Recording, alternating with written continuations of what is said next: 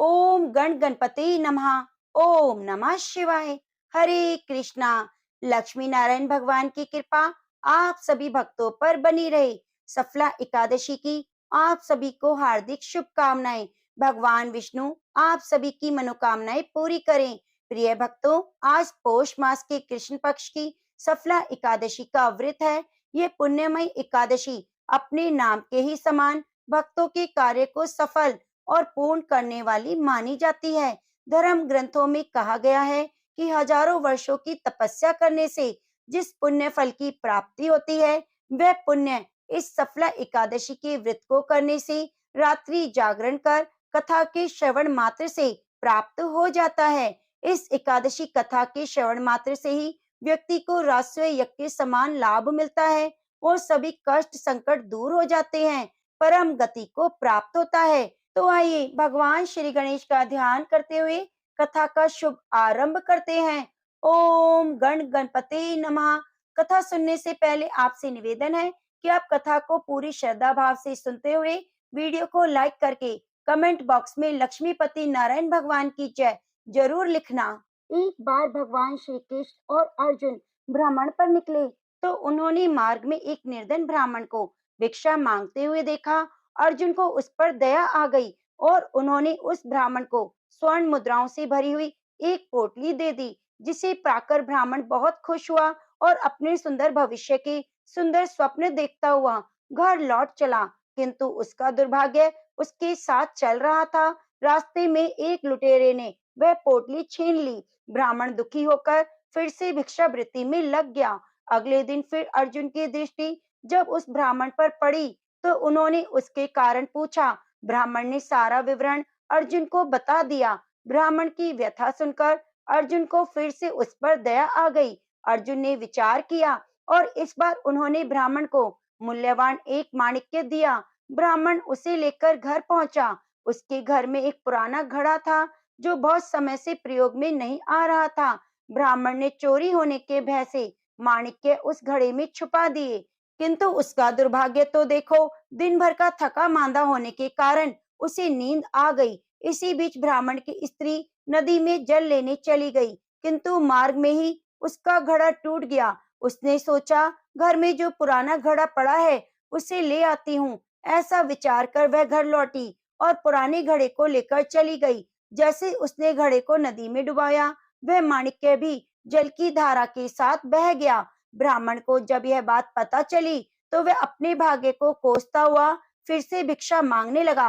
अर्जुन और भगवान श्री कृष्ण ने जब फिर उसे इस दरिद्र अवस्था में देखा तो जाकर उसका कारण पूछा। उसका सारा वृतांत सुनकर अर्जुन को बड़ी हताशा हुई और मन ही मन सोचने लगा, इस अभागी ब्राह्मण के जीवन में कभी सुख नहीं आ सकता। अब यहाँ से प्रभु की लीला आरंभ हुई। उन्होंने उस ब्राह्मण को 2 पैसे दान में दिए। तब अर्जुन ने उनसे पूछा, प्रभु मेरी दी मुद्राएं और माणिक्य भी इस अभागे की दरिद्रता नहीं मिटा सके, तो इन 2 पैसों से क्या होगा? यह सुनकर प्रभु बस मुस्कुरा दिए और अर्जुन से उस ब्राह्मण के पीछे जाने को कहा। रास्ते में ब्राह्मण सोचता हुआ जा रहा था कि 2 पैसों से तो एक व्यक्ति के लिए भी भोजन नहीं आएगा। प्रभु ने उसे इतना तुच्छ दान क्यों दिया? प्रभु की ये कैसी लीला है? ऐसा विचार करता हुआ वह चला जा रहा था। उसकी दृष्टि एक मछुआरे पर पड़ी। उसने देखा मछुआरे जाल में एक मछली फंसी हुई है, वह छूटने के लिए तड़प रही है। ब्राह्मण को मछली पर दया आ गई। उसने सोचा, इन 2 पैसों से पेट की आग तो बुझेगी नहीं, क्यों ना इस मछली के प्राण ही बचा लिए जाएं। यह सोचकर उसने उन 2 पैसों से उस मछली का सौदा कर लिया और मछली को अपने कमंडल में डाल लिया। कमंडल में जल भरा और मछली को नदी में छोड़ने चल पड़ा। तभी मछली के मुख में से कुछ निकला। उस निर्धन ब्राह्मण ने देखा, वह वही माणिक्य था जो उसने घड़े में छुपाया था। ब्राह्मण प्रसन्नता के मारे चिल्लाने लगा, मिल गया मिल गया। तभी भाग्यवश लुटेरा भी वहां से गुजर रहा था, जिसने ब्राह्मण की मुद्राएं लूटी थी। उसने ब्राह्मण को चिल्लाते हुए सुना, मिल गया मिल गया। लुटेरा भयभीत हो गया। उसने सोचा कि ब्राह्मण उसे पहचान गया और इसीलिए चिल्ला रहा है। अब जाकर राज दरबार में उसकी शिकायत करेगा। इस डर से वह ब्राह्मण से रोते हुए क्षमा मांगने लगा और लूटी हुई सारी मुद्राएं उसे वापस कर दी। यह देख अर्जुन भगवान श्री कृष्ण के आगे नतमस्तक हुए बिना रह ना सके। अर्जुन बोले, प्रभु ये कैसी लीला है, जो कार्य थैली भर स्वर्ण मुद्राएं मूल्यवान माणिक नहीं कर सकी, वे आपके 2 पैसों ने कर दिखाया। श्री कृष्ण ने कहा, अर्जुन ये अपनी सोच का अंतर है। जब तुमने उस निर्धन को थैली भर स्वर्ण मुद्राएं और मूल्यवान माणिक दिए, तब उसने मात्र अपने सुख के विषय में सोचा, किंतु जब मैंने उसे 2 पैसे दिए, तब उसने दूसरों के सुख के विषय में सोचा। इसलिए अर्जुन, सत्य तो यह है कि जब आप दूसरों के दुख के विषय में सोचते हैं, जब आप दूसरों का भला कर रहे होते हैं, तब आप ईश्वर का कार्य कर रहे होते हैं।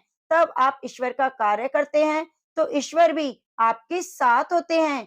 तो प्रेम से बोलिए, राधा कृष्ण भगवान की जय। धर्म मार्ग का दीप जलाए, सुमरन कर लो राम। सफला एकादशी कथा सुनो, पाओ सुख धाम।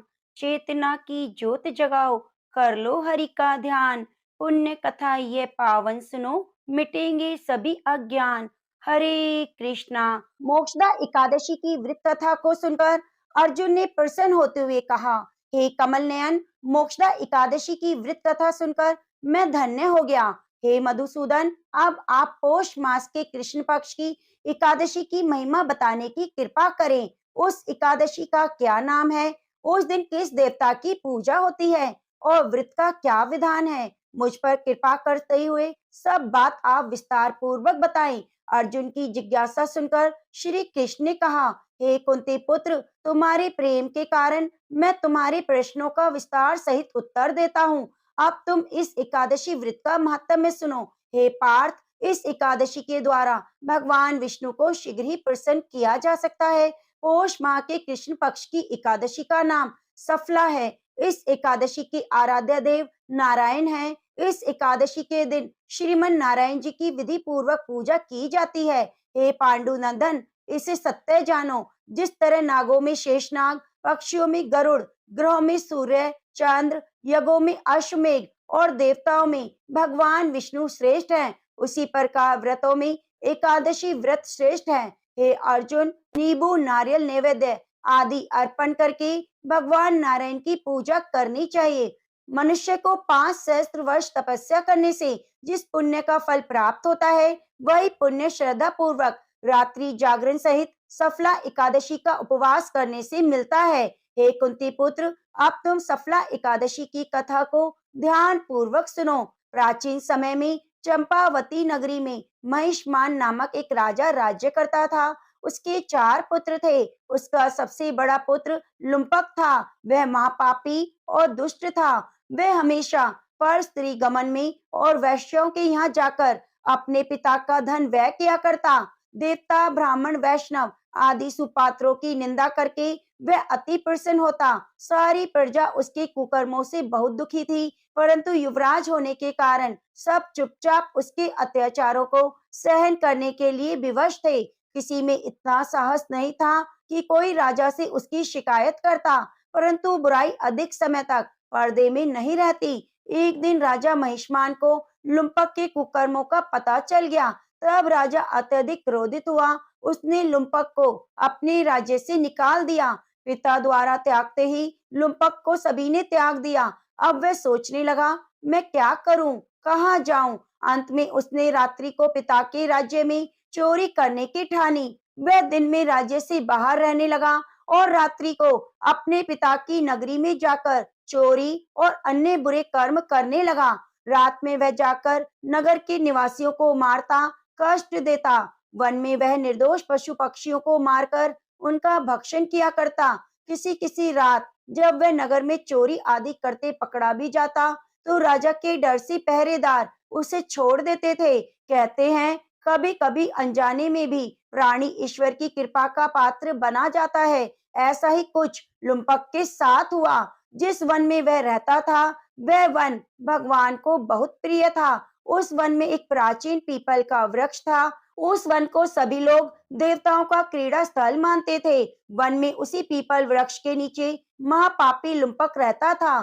कुछ दिन बाद पौष मास के कृष्ण पक्ष की दशमी के दिन वस्त्रहीन होने के कारण लुम्पक तेज ठंड से मूर्छित हो गया। ठंड के कारण वह रात को सो न सका, हाथ पैर अकड़ गए। वह रात बड़ी कठिनता से बीती, किंतु सूर्य उदय होने पर भी उसकी मूर्छा नहीं टूटी। वह ज्यों का त्यों पड़ा रहा। सफला एकादशी की दोपहर पर वह पापी मूर्छित ही पड़ा रहा। जब सूर्य की तेज धूप से कुछ गर्मी मिली, तो वह दोपहर में कहीं होश आया और अपने स्थान से उठकर किसी प्रकार चलते हुए वन में भोजन की खोज में फिरने लगा। उस दिन वह शिकार करने में असमर्थ था, इसलिए पृथ्वी पर गिरे हुए फलों को लेकर पीपल के वृक्ष के नीचे गया।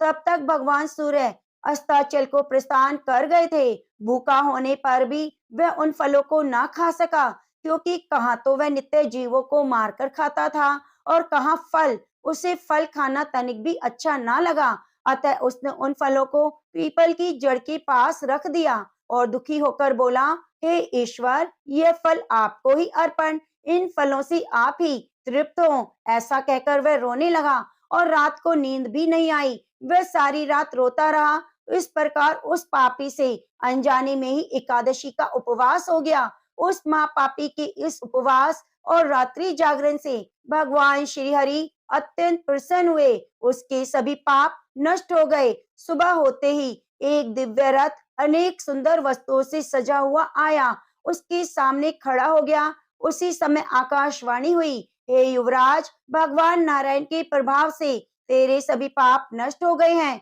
अब तू अपने पिता के पास जाकर राज्य प्राप्त कर। जब ये आकाशवाणी लुम्पक ने सुनी, तो वह अत्यंत प्रसन्न होते हुए बोला, हे प्रभु, आपकी जय हो। ऐसा कहकर उसने सुंदर वस्त्र धारण किए, फिर अपने पिता के पास गया। पिता के पास पहुंचकर उसने सारी कथा पिताजी को बताई। पुत्र के मुख से सारा वृतांत सुनने के बाद पिता ने अपना सारा राज्य तत्क्षण ही पुत्र को सौंप दिया, स्वयं वन में चला गया। अब लुम्पक शास्त्रों के अनुसार राज्य करने लगा। स्त्री पुत्र आदि भी श्री भगवान विष्णु के भक्त बन गए। वृद्ध अवस्था आने पर वे अपने पुत्र को राज्य सौंपकर भगवान का भजन करने वन में चला गया। अंत में परम पद को प्राप्त हुआ। हे पार्थ, जो मनुष्य श्रद्धा और भक्ति पूर्वक इस सफला एकादशी का उपवास करते हैं, उनके सभी पाप नष्ट हो जाते हैं, अंत में मुक्ति प्राप्त होती है। हे अर्जुन, जो मनुष्य इस सफला एकादशी के महात्म्य को नहीं समझते, वे पूंछ और सींगों से विहीन पशु ही हैं। सफला एकादशी के महात्म्य को पढ़ने और श्रवण करने से प्राणी को राजस्व यज्ञ के समान फल प्राप्त होता है। यह सफला एकादशी की कथा हमें भगवान के अति कृपालु होने का भान कराती है। यदि कोई मनुष्य अज्ञानवश भी प्रभु का स्मरण करे, तो उसे पूर्ण फल की प्राप्ति होती है। यदि मनुष्य निश्चल भाव से अपने पापों की क्षमा मांगे, तो भगवान उसके बड़े से बड़े पापों को भी क्षमा कर देते हैं। लुम्पक जैसा महापापी भी भगवान श्री हरि की कृपा से बैकुंठ का अधिकारी बना। प्रेम से बोलो, लक्ष्मी नारायण भगवान की जय। तुलसी शालिग्राम की जय। वृंदा तुलसी देव प्रिया, केशव सुत तुलसी महारानी को प्रणाम है, जो कृष्ण भक्ति प्रदान करने वाली हैं। भगवान श्री हरि की अत्यंत प्रिय ऐसी तुलसी देवी मनुष्य के लिए एक विशेष वरदान के रूप में उपस्थित हुई हैं। वे हमें भक्ति लता को उगाने के लिए अत्यंत अनुकूल हैं। तुलसी महारानी के गुणगान हमारे अनेक शास्त्रों में गाए गए हैं। श्रीमद् देवी भागवत पुराण में तुलसी माता की दिव्य लीला कथा बताई गई है। एक बार शिव जी ने अपने तेज को समुद्र में फेंक दिया था। उससे एक महा तेजस्वी बालक ने जन्म लिया। यह बालक आगे चलकर जालंधर के नाम से पराक्रमी दैत्य राजा बना। इसकी राजधानी का नाम जालंधर नगरी था। दैत्यराज कालनेमी की कन्या वृंदा का विवाह जालंधर से हुआ। जालंधर महाराक्षस था। अपनी सत्ता के मद में चूर उसने माता लक्ष्मी को पाने की कामना से युद्ध किया, परंतु समुद्र से उत्पन्न होने के कारण माता लक्ष्मी ने उसे अपने भाई रूप में स्वीकार किया। वहां से पराजित होकर वह देवी पार्वती को पाने की लालसा से कैलाश पर्वत पर गया। वहां देवादिदेव शिव का ही रूप धरकर माता पार्वती के समीप गया, परंतु माँ पार्वती ने अपने योग बल से उसे पहचान लिया और वह वहां से अंतर्ध्यान हो गया। देवी पार्वती ने क्रुद्ध होकर सारा वृतांत भगवान विष्णु को सुनाया। जालंधर की पत्नी वृंदा अत्यंत ही पतिव्रता स्त्री थी। उसी के पतिव्रत धर्म की शक्ति से जालंधर ना तो मारा जा सकता था और ना ही पराजित होता था। इसलिए जालंधर का नाश करने के लिए वृंदा के पतिव्रत धर्म को भंग करना बहुत ही जरूरी था। इसी कारण भगवान विष्णु ऋषि का वेश धारण कर वन में जा पहुंचे, जहां वृंदा अकेली भ्रमण कर रही थी। भगवान के साथ दो मायावी राक्षस भी थे, जिन्हें देखकर वृंदा भयभीत हो गई। ऋषि ने वृंदा के सामने पल में दोनों को भस्म कर दिया। उनकी शक्ति देखकर वृंदा ने कैलाश पर्वत पर महादेव जी के साथ युद्ध कर रहे अपने पति जलंधर के बारे में पूछा। ऋषि ने अपने माया जाल से दो बानर प्रकट किए। एक बानर के हाथ में जालंधर का सिर था और दूसरे के हाथ में धड़। अपने पति की यह दशा देखकर वृंदा मूर्छित होकर गिर पड़ी। होश में आने पर उन्होंने ऋषि रूपी भगवान से विनती की कि वे उनके पति को जीवित कर दे। भगवान ने अपनी माया से पुनः जालंधर का सिर धड़ से जोड़ दिया, परंतु स्वयं भी उसी शरीर में प्रवेश कर गए। वृंदा को इस छल का जरा भी आभास न हुआ। जालंधर बनी भगवान के साथ वृंदा पतिव्रता का व्यवहार करने लगी, जिससे उसका सतीत्व भंग हो गया। ऐसा होते ही वृंदा का पति जालंधर युद्ध में हार गया। इस सारी लीला का पता जब वृंदा को चला तो उसने क्रुद्ध होकर भगवान विष्णु को शिला होने का श्राप दे दिया और स्वयं सती हो गई। जहाँ वृंदा भस्म हुई वहीं तुलसी का पौधा उगा।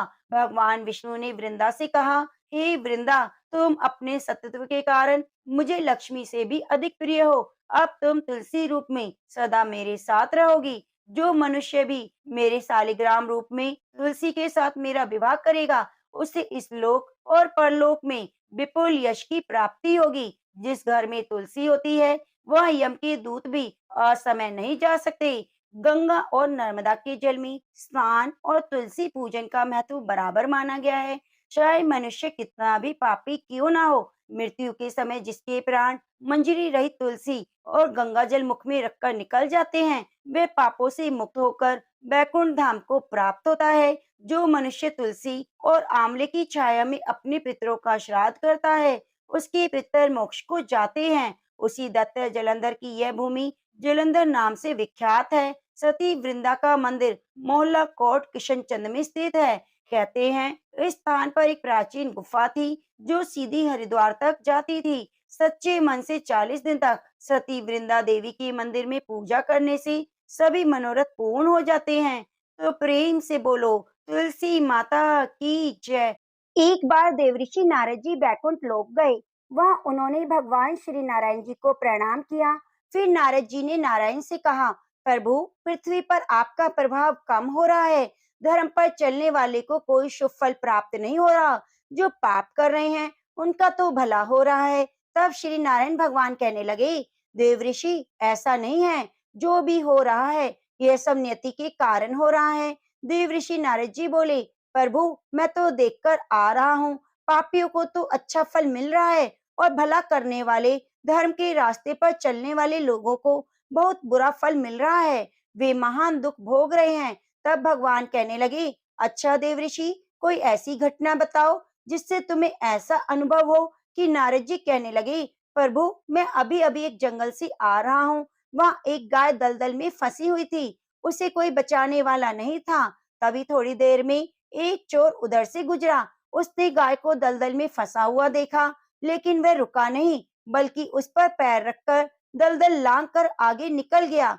फिर आगे जाकर उसी चोर को सोने की भरी हुई मोहरों की थैली मिली। थोड़ी देर बाद वहां एक वृद्ध साधु महाराज गुजरे। उन्होंने गाय को दलदल से निकालने की कोशिश की, पूरी ताकत लगाई। आखिरकार उस गाय को निकाल लिया। लेकिन प्रभु, मैंने देखा, गाय को दलदल से निकालने के बाद भी जब साधु महाराज आगे गए तो खुद एक गड्ढे में गिर गए और उन्हें चोट भी लग गई। बताइए प्रभु, ये कौन सा न्याय है कि जिसने गाय की मदद की उसे दुख मिला, और जो गाय के ऊपर पैर रखकर आगे बढ़ गया उसे सोने की भरी थैली मिल गई। नारद जी की बातें सुनने के बाद नारायण भगवान बोले, देवऋषि, ये सही हुआ। जो चोर गाय पर पैर रखकर भाग रहा था, उसकी किस्मत में तो एक खजाना था, लेकिन उसके इस पाप के कारण केवल उसे मोहरे मिली। वहीं यह साधु महाराज को गड्ढे में इसलिए गिरना पड़ा क्योंकि उसके भाग्य में मृत्यु लिखी थी। लेकिन गाय को बचाने के कारण उसके पुण्य बढ़ गए और उसकी मृत्यु एक छोटी सी चोट में बदल गई। देव ऋषि, इंसान के कर्म से ही उसका भाग्य तय होता है, इसलिए अच्छे कर्म करना कभी किसी भी परिस्थिति में नहीं छोड़ना चाहिए। यह सुनकर नारद जी बहुत प्रसन्न हुए और लक्ष्मी भगवान की जयकार करते हुए बैकुंठ लोक से चल दिए।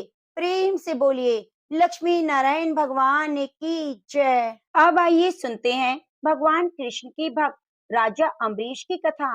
राजा अम्बरीश भगवान विष्णु के परम भक्त थे। राजा अम्बरीश बड़े ही धर्मात्मा राजा थे। उनके राज्य में बड़ी सुख शांति थी।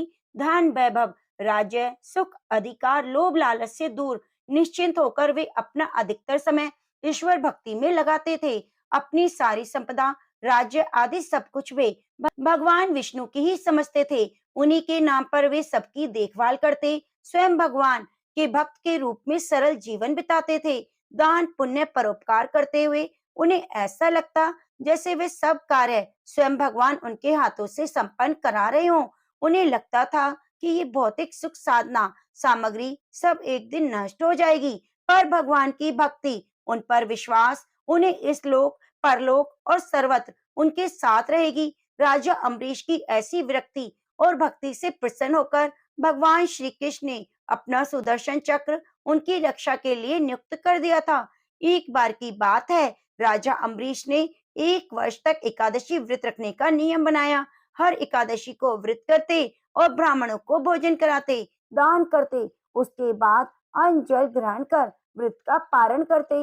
एक बार उन्होंने वर्ष की अंतिम एकादशी को व्रत की समाप्ति पर भगवान विष्णु की पूजा की। महाअभिषेक की विधि से सब प्रकार की सामग्री और संपत्ति से भगवान का अभिषेक किया। ब्राह्मणों पुरोहितों को भोजन कराया, खूब दान दिया। ब्राह्मण की आज्ञा से जब व्रत की समाप्ति पर पारण करने बैठे ही थे, तो अचानक महर्षि दुर्वासा वहां आ पधारे।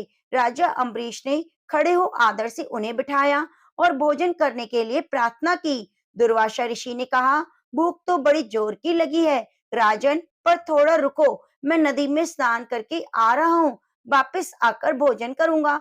ऐसा कहकर दुर्वासा ऋषि वहां से चले गए। वहां स्नान ध्यान में इतना डूबे कि उन्हें याद ही नहीं रहा कि राजा अम्बरीश बिना उनको भोजन कराए अपना व्रत का पारण नहीं करेंगे। बहुत देर होने लगी, एकादशी समाप्त होने जा रही थी। एकादशी के रहते हुए पारणा न करने से व्रत खंडित हो जाता है। दुर्वासा ऋषि को भोजन खिलाए बिना पारण नहीं किया जा सकता था। बड़ी ही विकट स्थिति थी। राजा अम्बरीश दोनों स्थितियों से परेशान थे। अतः ब्राह्मणों ने परामर्श दिया कि एकादशी समाप्त होने में थोड़ा ही समय शेष है, पारण एकादशी तिथि के अंदर होना चाहिए।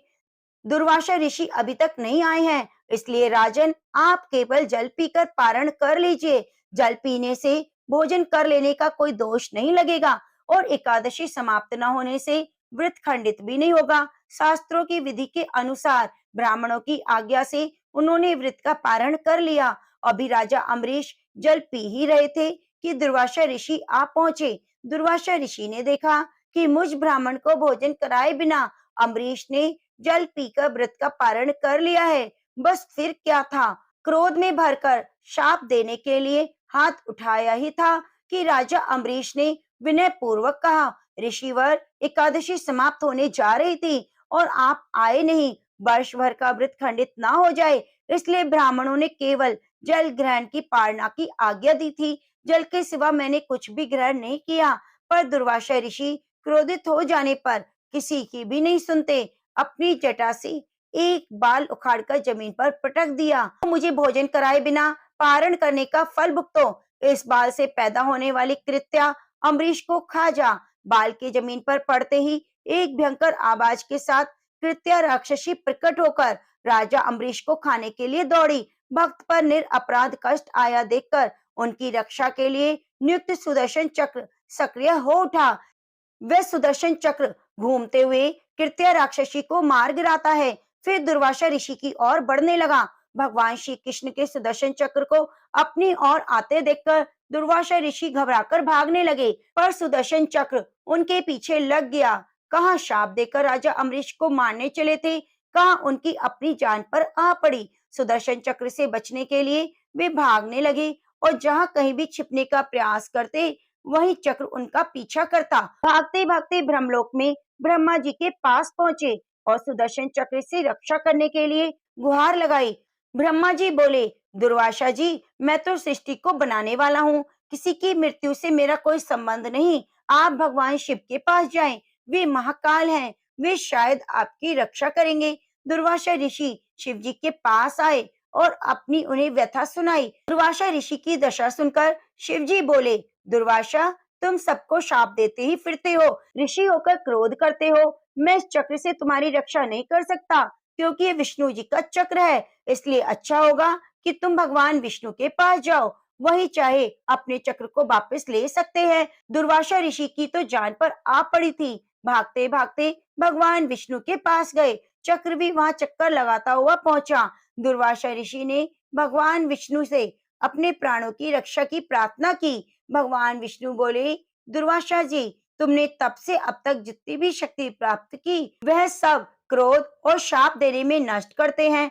तनिक सी बात पर नाराज होकर झट से शाप दे देते हो। तुम तपस्वी हो और तपस्वी का गुण धर्म क्षमा करना होता है। तुम ही विचार करो, अम्बरीश का क्या अपराध था? मैं तो अपने भक्तों के हृदय में रहता हूँ। अम्बरीश के प्राण पर संकट आया तो मेरे चक्र ने उसकी रक्षा की। अब यह चक्र तो मेरे हाथ से निकल चुका है, इसलिए जिसकी रक्षा के लिए ये तुम्हारे पीछे घूम रहा है, अब उसी की शरण में जाओ। केवल अम्बरीश ही इसे रोक सकते हैं। दुर्वासा ऋषि भागते भागते थक गए। भगवान विष्णु ने दुर्वासा ऋषि को स्वयं नहीं बचाया, बल्कि उपाय बताया। दुर्वासा ऋषि उल्टे पांव भागे और राजा अम्बरीश के पास आए। राजा अम्बरीश अभी भी बिना अन्न ग्रहण किए उनकी प्रतीक्षा कर रहे थे।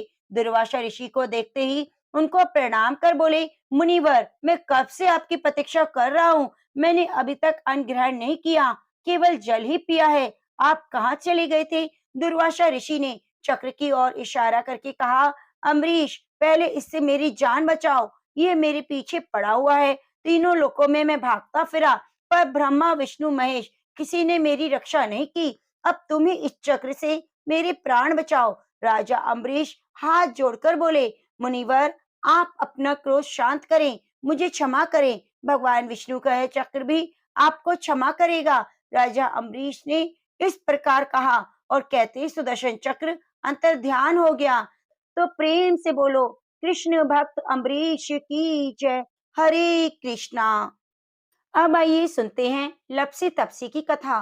कहते हैं कि लपसी तपसी की कथा हमें हर कथा कहानी में जरूर सुननी चाहिए। एक लपसी था, एक तपसी था। तपसी हमेशा भगवान की तपस्या में लीन रहता। लपसी रोजाना सवा सेर की लापसी बनाकर भगवान का भोग लगाकर जीम लेता था।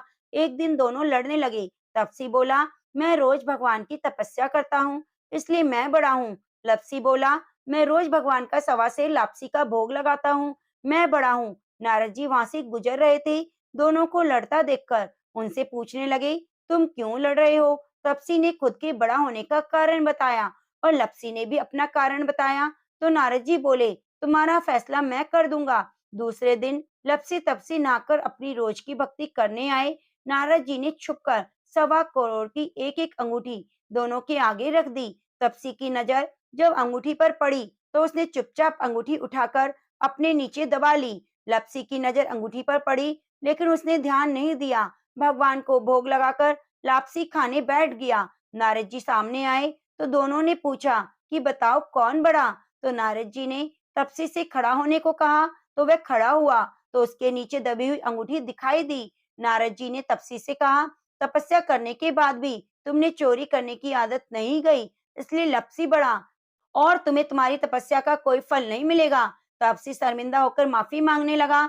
उसने नारद जी से पूछा, मुझे मेरी तपस्या का फल कैसे मिलेगा? नारद जी ने कहा, यदि कोई गाय कुत्ते की रोटी नहीं बनाएगा तो उसका फल तुझे मिलेगा। यदि कोई ब्राह्मण को भोजन कराकर दक्षिणा नहीं देगा तो उसका फल तुझे मिलेगा। यदि कोई साड़ी के साथ ब्लाउज नहीं देगा तो उसका फल तुझे मिलेगा। यदि कोई दिए से दिया जलाएगा तो उसका फल तुझे मिलेगा। यदि कोई सारी कहानी कहकर तुम्हारी कहानी नहीं सुनेगा तो उस कथा कहानी का फल तुम्हें मिलेगा।